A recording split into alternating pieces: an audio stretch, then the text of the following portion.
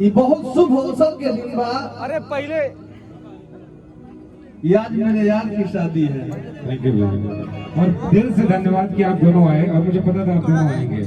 हमारे बीच में अंकुश भैया भी आ चुके हैं। हम आते क्यों नहीं, आते क्यों अंकुश नहीं, भैया को दिल का रिश्ता है। अंकुश भैया को तब पानी वानी प्लीज पिलाइए टीम जो भी लोग हैं अंकुश भैया को पानी पिलाइए।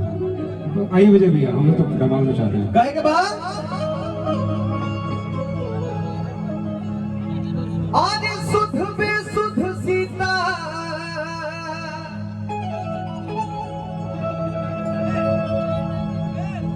लुभा गईली रे।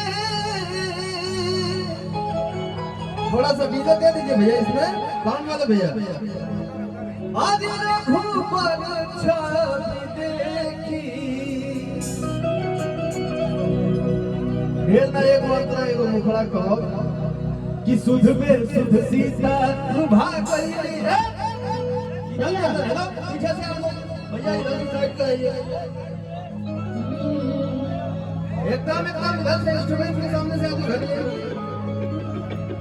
आज सुध में सुध सीता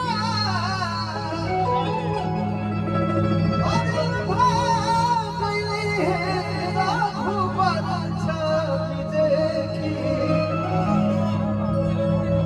कि सुध में सुध सीता लुभा गईली है रघुबर